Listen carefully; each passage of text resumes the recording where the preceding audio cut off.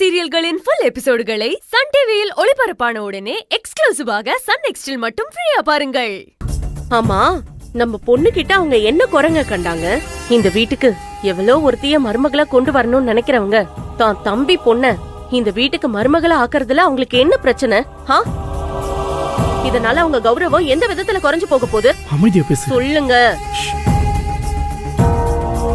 உங்க அக்கா பேசுறது நடந்துக்கிறது எதுவுமே எனக்கு சுத்தமா பிடிக்கல. இங்க பாரு, என் அக்கா கிட்ட ஆர்கியூமெண்ட் பண்ணி ஜெயிக்க முடியாது. அவங்க முடிவு எடுத்ததுதான். அவங்க எடுத்த முடிவா மாத்த வைக்கணும்னா அது ரேஷ்மா கையில தான் இருக்கு. ரேஷ்மா இல்லன்னா செலியனே இல்லன்ற முடிவுக்கு செலியனை வர வைக்கணும்.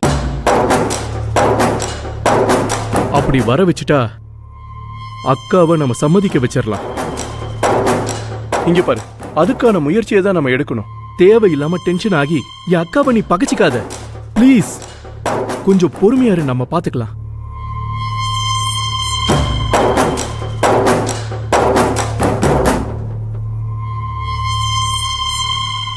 இப்ப நான் டென்ஷனா இருக்கிறதுக்காக என்ன சமாதானப்படுத்தணும்ன்றதுக்காக உங்க அப்பா எதையும் சொல்லிட்டு போறாரு. உங்க அப்பா மேல எனக்கு கொஞ்சம் கூட நம்பிக்கையே இல்ல. அம்மா, இந்த நம்பிக்கையை நீ அப்பா மேல வைக்கிறியோ இல்லையோ, ஏன் மேல வை.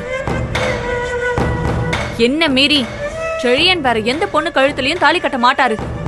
நான் தாலி கட்டவும் விட மாட்டேன். வாமா போலாம். செல்லோ போலவா.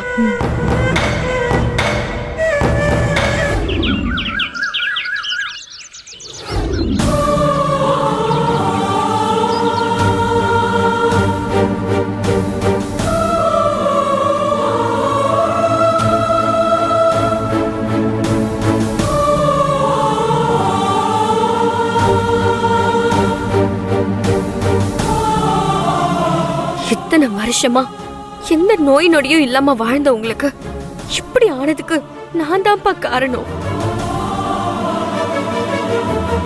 அம்மா எல்லா விஷயத்தையும் என்கிட்ட சொன்னாங்க.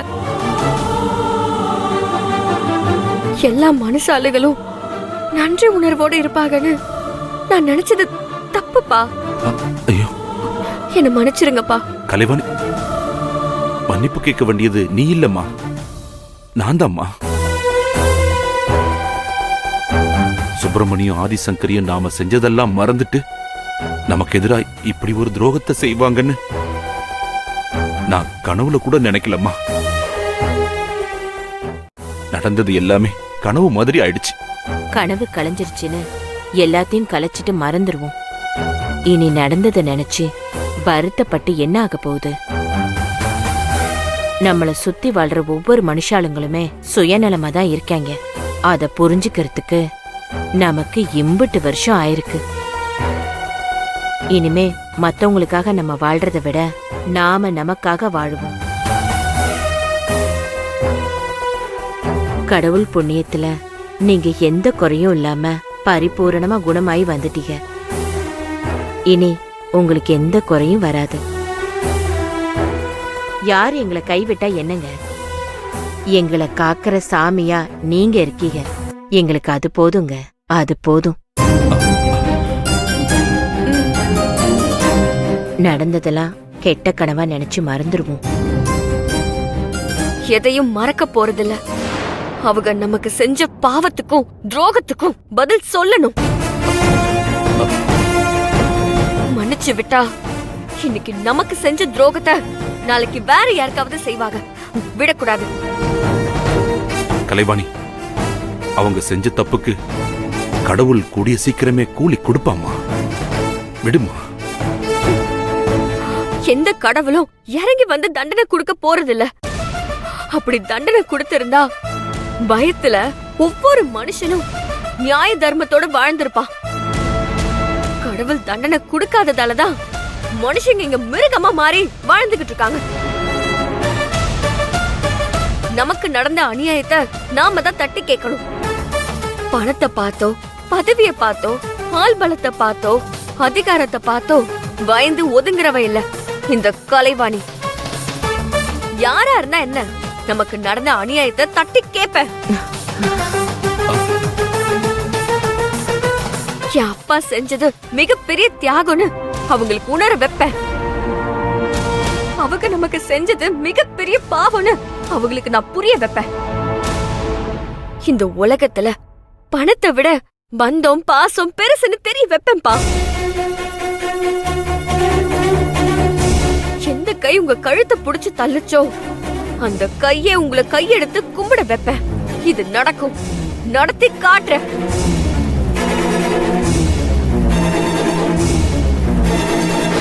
இல்லம்மா, பணத்திமிர்ல அலையறவங்கள நீ நினைக்கிற மாதிரி சாதாரணமா மாத்திர முடியாது. நான் பட்ட அவமானத்தை நீ பட்டுடக்கூடாதுமா. மனசாட்சி இல்லாதவங்க கிட்ட மனசாட்சியை தேடி போக வேண்டாமா. அப்பா, மனசாட்சி இல்லாதவங்க கிட்ட மனசாட்சினா என்னன்னு சொல்லி புரிய வைக்க போறேன். நிச்சயமா இந்த போராட்டத்துல நியாயம் ஜெயிக்கும், அநியாயம் தோக்கும். சென்னைக்கு கிளம்புங்க. தயவு செஞ்சு முடிவை மாத்த நினைக்காதீங்க. நமக்கு தேவையானதை நான் எடுத்து வைக்கிறேன். கலைவாணி, கமலா, அவங்க கிட்ட அதிகாரம், ஆள் பலம், பணபலம் எல்லாம் இருக்கு. ஆனா நம்ம கிட்ட என்ன இருக்கு? என்னங்க, நம்ம கிட்ட தைரியம் இருக்கு, உண்மை இருக்கு, நியாயம் இருக்கு, சத்தியம் இருக்கு. அதுக்கும் மேல தெய்வத்தோட துணையும் இருக்குங்க. நம்ம பொண்ணு கலைவாணியும் கூட இருக்கா. பாத்துக்கலாங்க.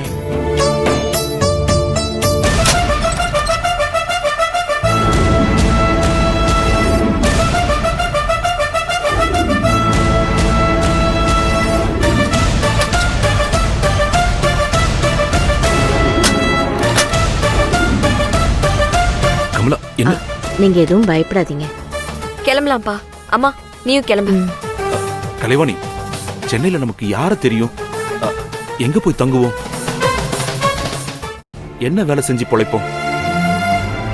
எதுவும் தெரியாம எந்த நம்பிக்கையில யார நம்பி அங்க போய் நிப்போம்? அப்பா, நம்ம மண்ணை நம்பி வாழ்றவங்க. மண்ணுல ஆரம்பிச்சு மண்ணுல முடியற வாழ்க்கை இது. நம்ம போற இடத்துலயும் மண் இருக்கு, நல்ல மனுஷங்களும் இருக்காங்க. நம்ம நம்புற அந்த தெய்வமும் இருக்கு. நம்ம கதவை தட்டுவோம், நிச்சயமா திறக்கும். நம்ம தொழிலும் இந்த மண்ணும் நாம எங்க போனாலும் நமக்கு கை கொடுக்கும். நம்பிக்கை மட்டும் இருந்தா எந்த மண்ணிலையும் நம்ம பொழைச்சுக்கலாம்ப்பா. இதே பூமியும் வானமும் தான் அங்கேயும் இருக்கு. நம்பிக்கை தான் வாழ்க்கை.